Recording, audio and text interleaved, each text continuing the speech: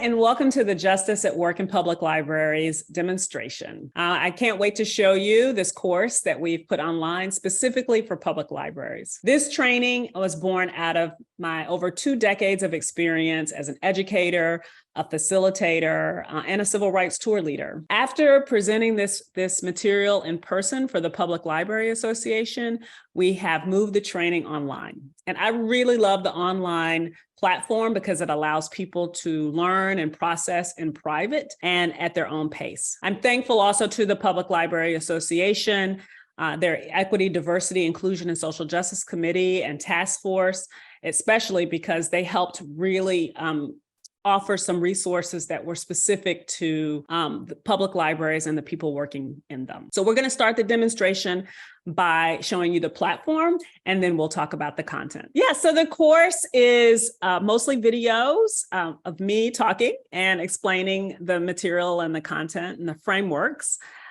It starts off with a welcome message from me, and then we have some guiding beliefs and objectives. We do have a few text lessons as well. In chapter 1, you can see here, we have a text lesson on intersectionality. So the text lessons are great because some people may or may not have a clear understanding of particular terms. So depending on where people are with their understanding, they can move through this lesson quickly, or they can take their time with it. We also have a few discussion forums here where we really encourage people to talk to each other and expand the learning in the course. So this one, the first one in the course is, what do we have when we have social power? And you can see several people here responding to that question with the knowledge that they have and the understanding. Now, the responses in the discussion forum are visible to everyone who's taking the course. We also have downloadable, fillable templates like this, and these are private. So anyone responding to the templates can do so. They can download on their own device and fill them out as much as they like to, or as often as they like, and keep them private or share them with others. It's up to them. We have several of these templates throughout the course, and we've put all of them together, except for the one you just saw in the Power Flower, which is kind of a standalone activity. All of the rest of the templates are here in a workbook. So the person taking the course can download the whole workbook, or they can also download each template as they move through the course. So we have them all together here, as well as separated throughout the course. After someone finishes a lesson, they would just hit complete and continue here at the bottom, and it will show over on the left in the navigation bar that they have completed the lesson. You can see the check mark there too. All right, so now we're going to talk about the content of the course. So the course begins with an intro chapter, a little welcome from me,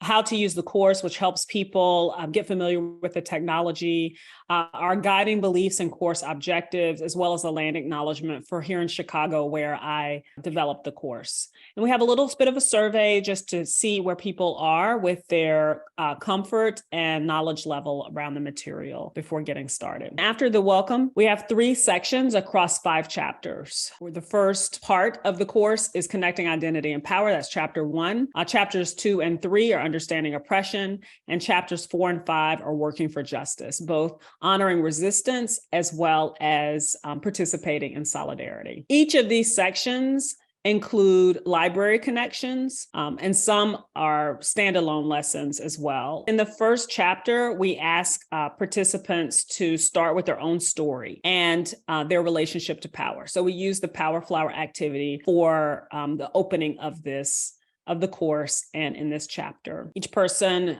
we ask them to put language to the different identities that they have, and then really reflect on what do they think about the most, what do they think about the least, where do they feel like they have choice, and how they see themselves maybe differently than how others see them. So it's not just enough to fill out the Power Flower, but we really want them to reflect on their feelings around their identity and their experiences. We use the Power Flower then to enter our conversations about social identity and social power, and how that shows up in our and how we see ourselves, how we relate to others, and in our cultural norms and policies and practices. After chapter 1, that's when we start getting into how power is used, right? So we have it can be used to restrict power from other people, which is oppression. And so we look at oppression historically and currently. Each of the chapters after the Power Flower have library connections. Some of them are standalone lessons like this reading on vocational awe and librarianship, and others are integrated into the courses and listed as resources. We use the 5 faces of oppression to talk about oppression, and this helps us get beyond understanding diversity as our only response to oppression, but really understanding how our responses need to be nuanced because oppression shows up in different ways and on different levels, like I said before. So we use the 5 faces of oppression: exploitation, marginalization, powerlessness, cultural dominance, and violence to really talk about oppression in the past and currently. Each of the lessons in chapters 2 and 3 are about these 5 faces of oppression. So let's take a look at the exploitation chapter, for example. So this chapter starts off with a definition. I always start off with the definition of the term, and then how it shows up again on those 4 levels. So for example, for exploitation, we can internalize it when we believe our labor is not valuable or deserving of compensation or credit. It can show up in our relationships if we take advantage of others, take credit for others' work, or expect uncompensated work that benefits the individual. And then, of course, we do talk about in the chapter some of the more pervasive ways it's shown up in our culture and our country's policies and practices. We talk about the theft of indigenous land, the system of enslavement. We talk about convict leasing and sharecropping. And just like I did when I would present this material in person, I bring in a few personal examples, and I tried to do that in the course here as well. So you can see here on the right is a picture of my great-grandparents who were sharecroppers in Alabama. We also have a few more current examples, looking at migrant labor, for example, wealth gap, payday loans. But the videos are pretty short. No video is longer than 14 minutes. And this one's only 8 minutes. So it's not really designed to be a comprehensive in all of the examples that I give.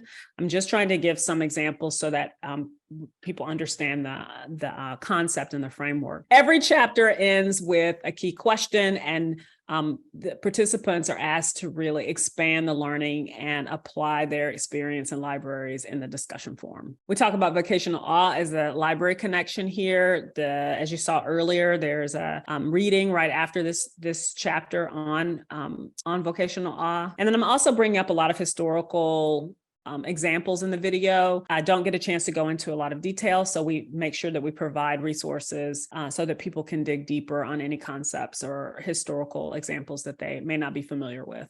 We ask participants to really sit with that historical understanding of oppression and see how it shows up today. But the work doesn't end here, right? So we end with our chapters on working for justice. And the first of these 2 last chapters is talking about resistance.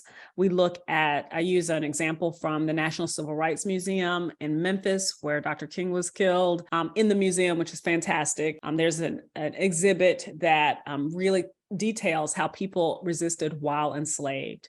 And we use that framework to talk about resistance here in the course. We look at how people resist through escape, revolt, petition and protest, achievement and success, which is how they may use the power that they've gained, how they deploy that to bring power to more people, community building, holding on to our historical traditions, creating communities for ourselves, for psychological and physical safety, and then also defiance, right? Refusing to be defined by experiences of oppression, and also building new worlds. So that's all of chapter 4. It's my favorite chapter.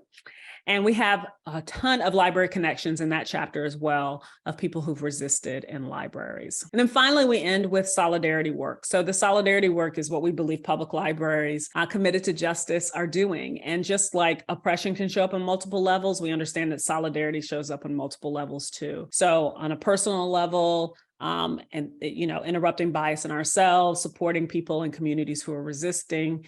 On a cultural level, continually educating oneself on the conditions of today and the things that the most pressing issues facing people who both work in libraries and the people that libraries serve. Cultural shifts, right? The things that we do that are not written down, and institutional advocacy, changing the things that we commit to that are written down. So we talk about solidarity in this video, and then there's worksheets after that that are part of that larger workbook that I talked about before, that really gives people an opportunity to honor the solidarity work that may have already been happening in the library or in your community, but also commit both personally and as a team, as a department, as a branch, as a library system, make solidarity commitments moving forward. So this chapter is really about taking the frameworks and applying them to action. Everyone who's enrolled in the Justice at Work in Public Libraries course has a bonus course that they get for free if they would like to enroll. It's an idea exchange, and it's really all discussion.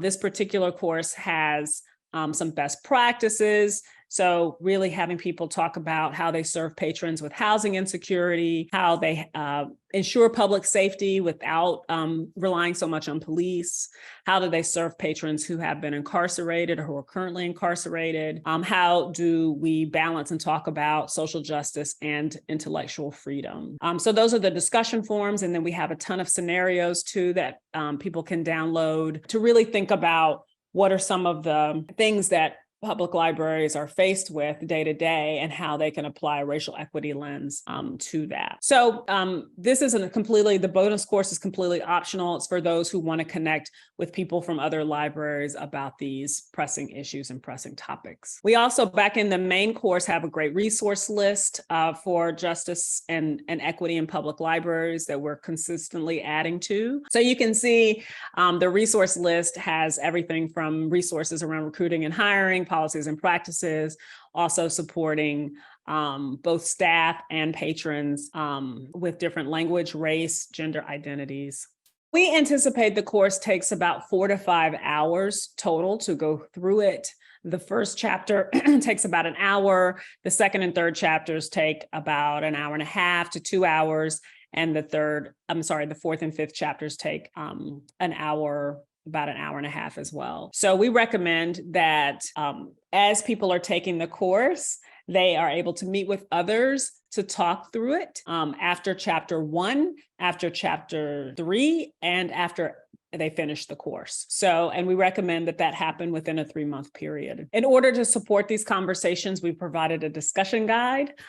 So we're going to show you the discussion guide here now. It gives you, it starts actually with a facilitation guide. So we have a sample agenda for like an hour-long meeting to talk about the course, some facilitation tips, and then you can see the discussion questions and activities. So here, for example, after chapter 1, here are some of the discussion questions that we would recommend be part of a conversation after everyone finishes chapter 1. And we have more questions and activities, again, as people go through the course. The discussion guide is free and it's available to download right in the after the introductory video. All right, so I think that's it. If you have any questions at all, please let us know. We are happy to talk about this and how it can help your library build a shared language, build trust, and make commitments for action. All right, thanks. Take care.